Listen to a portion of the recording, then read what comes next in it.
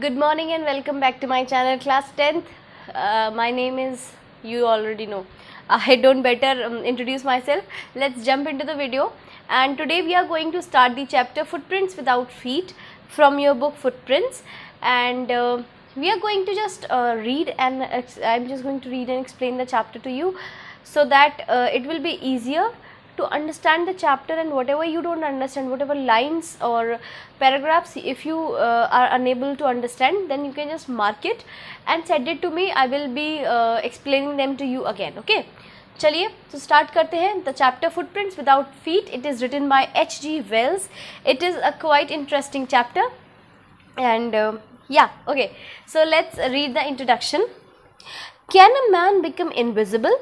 This is the story of a scientist who discovers how to make himself invisible. Does he use or misuse his discovery? क्या कोई invisible बन सकता है क्या? Invisible मतलब गायब हो सकता है कोई? मूवीज़ में होता होगा, बट आई डोंट थिंक कि रियल लाइफ में ऐसा कभी हो सकता है. कोई इन्वेंशन भी नहीं लगता मुझे कि ऐसा होगा. तो हमारी जो ये स्टोरी है, ये एक ऐसे साइंटिस्ट की स्टोरी है जिसने गायब होना जो है इस कला को डिस्कवर किया. तो अब हम आगे पढ़ेंगे कि क्या उसने अपनी डिस्कवरी का सही यूज़ किया या फिर मिस यूज़ किया. Okay, so this introduction tells us that the story is going to be really very interesting. So just keep on watching and watch the full video so that you can understand the chapter better. The two boys started in surprise at the fresh muddy imprints of a pair of bare feet. What was a barefooted man doing on the steps of a house in the middle of London, and where was the man? As they gazed, a remarkable sight met their eyes. A fresh footmark appeared from nowhere. दो लड़के थे, वो अचानक से London के बीचों बीच किसी घर के बाहर, और उन्होंने अचानक से दो बहुत ही गंदे से मिट्टी भरे हुए पाँव के निशान देखे, और उनको देखकर वो एकदम चौंक गए. चौंके क्यों? कि भाई नॉर्मली बीच बाजार में कोई नंगे पैर क्यों आएगा, पहली चीज़. और दूसरी चीज़, अगर कोई आ भी गया, किसी के निशान भी हैं, तो वो इंसान कहाँ है? There was no one but only the footprints. और अभी वो देख ही रहे थे, तभी अचानक से उनके सरप्राइज और बढ़ गया. क्यों बढ़ गया? क्योंकि अचानक से एक फ्रेश फुटप्रिंट भी बन गया, एक और फुटप्रिंट बन गया जो कि बिल्कुल फ्रेश था. मतलब कि somebody was there but they were not able to see that person. Further footprints followed, one after another, descending the steps and progressing down the street. उसके बाद footprints बनते गए, एक के बाद एक steps उतरते गए. steps मतलब stairs उतरते गए और बनते गए, फिर वो street में जा रहे हैं. The boys followed, fascinated, until the muddy impression became fainter and fainter and at last disappeared together. दोनों लड़के जो थे वो बहुत ज़्यादा फैसिनेटेड हो गए. उन्होंने सोचा कि आखिर ये भला क्या है, अचानक से ही कैसे फुटप्रिंट्स बन रहे हैं, और वो उनका पीछा करने लगे. लेकिन धीरे धीरे क्या हुआ, आगे जाते जाते वो फुटप्रिंट्स जो थे वो फेंटर होते चले गए, मतलब कि धुंधले होते चले गए, ख़त्म होते चले गए. आप देखते हो ना, जैसे कि अगर आपके पाँव गीले हैं तो आप चलना स्टार्ट करते हो, तो एक पॉइंट के बाद आपके जो पैर का जो छाप होती है वो ना कम होनी शुरू हो जाती है, क्योंकि पानी पैर का सूखता जाता है. तो सिमिलरली ये वाले जो फुटप्रिंट्स थे, ये भी क्या थे, ख़त्म होते जा रहे थे धीरे धीरे, और एकदम एक जगह पे जाके फिर से इनविजिबल हो गए, उनको दिखाई नहीं देने लगे. ठीक है. The explanation of the mystery was really simple enough. The bewildered boys had been following a scientist who has just discovered how to make the human body transparent. अब इस पूरे सिनेरियो का, इस पूरे व्यू का, इस पूरे घटनाक्रम का एक सिंपल सा एक्सप्लेनेशन था कि वो जो दोनों बॉयज़ थे जो फैसिनेटेड होके उन फुटप्रिंट्स का पीछा कर रहे थे, वो फुटप्रिंट्स एक्चुअली एक साइंटिस्ट के थे जिसने अभी अभी ये डिस्कवर किया था कि ह्यूमन बॉडी को ट्रांसपेरेंट कैसे किया जाता है, इनविजिबल कैसे किया जाता है. आपकी बॉडी ट्रांसपेरेंट हो जाएगी तो ऑफकोर्स सी बात है, वो आपको दिखेगी ही नहीं, किसी को भी नहीं दिखेगी. ठीक है, आप सबको देख पाओगे लेकिन आपको कोई नहीं देख पाएगा. वाओ, काश ऐसा हो सकता. Okay, so Griffin, the scientist, had carried out experiment after experiment to prove that the human body could become invisible. तो Griffin नाम का एक साइंटिस्ट था जिसने बहुत सारे एक्सपेरिमेंट्स किए ये प्रूव करने के लिए कि ह्यूमन बॉडी को एक्चुअली इनविजिबल किया जा सकता है. Finally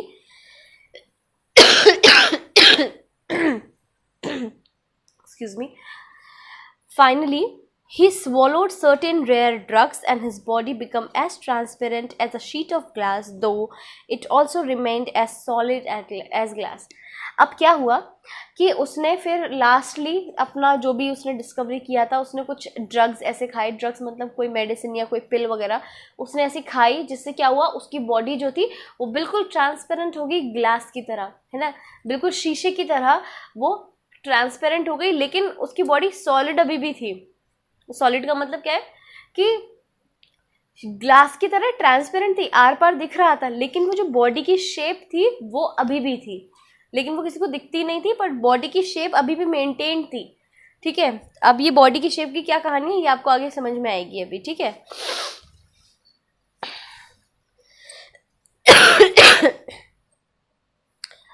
okay. Brilliant scientist though he was, Griffin was rather a lawless person.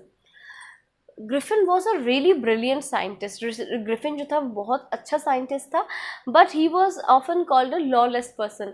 Lawless person का मतलब a person who does not follow law and procedures. ठीक है, जिसको कि कानून वगैरह का ज़्यादा कोई झमेला नहीं पसंद है, जो अपनी मन मर्जी चलाता है। ये जो क्वेश्चन है ये बहुत आता है, that why Griffin has been called a lawless person। तो आपको पता होना चाहिए स्टोरी के अकॉर्डिंगली कि हम क्यों उसको एक लॉलेस पर्सन कहते हैं।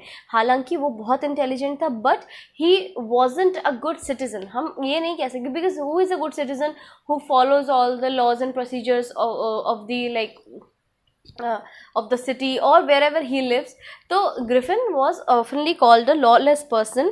His landlord disliked him and tried to eject him. In revenge, Griffin set fire to the house. अब क्या था, उसका जो लैंडलॉर्ड था, जो उसका मकान मालिक था, उसको ग्रिफिन बिल्कुल पसंद नहीं था, तो उसने सोचा कि ला मैं ग्रिफिन को बाहर निकाल देता हूँ। तो ग्रिफिन ने क्या किया, बदले में उसके घर में आग लगा दी। ठीक है, to get away without being seen he had to remove his cloth. अब क्या हुआ कि अब घर में आग लगा दी थी, अब उसने वो इनविजिबल होने वाली दवाइयाँ खा ली। ठीक है, अब वो इनविजिबल हो गया, लेकिन किसी को दिखे बिना बाहर जाना है तो उसके लिए उसको अपने क्लोथ्स रिमूव करने पड़ते, अपने कपड़ों को उतारना पड़ता। वाई? क्योंकि मैंने अभी आपको क्या बताया था कि उसकी बॉडी ग्लास की तरह ट्रांसपेरेंट ज़रूर थी, लेकिन सॉलिड भी थी, मतलब कि बॉडी की शेप अभी भी मेंटेन थी। कपड़े, अगर कपड़ा कोई पड़ा है बॉडी के ऊपर तो लगेगा कि खाली हवा में कोट पहना हुआ है किसी ने, इस तरीके की बॉडी उसकी हो गई थी। तो अगर उसे लोगों से बच के बाहर जाना था तो उसे अपने कपड़े रिमूव करने पड़ेंगे, तभी वो बाहर जा पाएगा। Okay, thus it was a hat he became a thus it was that he became a homeless wanderer without clothes, without money and quite invisible until he happened to step in some mud and left footprints as he walked. So अब क्या था, वो बिल्कुल बेघरों की तरह घूम रहा था, ना कपड़े हैं, ना खाना है, ना पैसे हैं, कुछ भी नहीं है, और तभी अचानक से उसके पैर मिट्टी में पड़ गए थे, जिससे कि उसके फुटप्रिंट्स इन दोनों लड़कों को दिखाई दिए थे।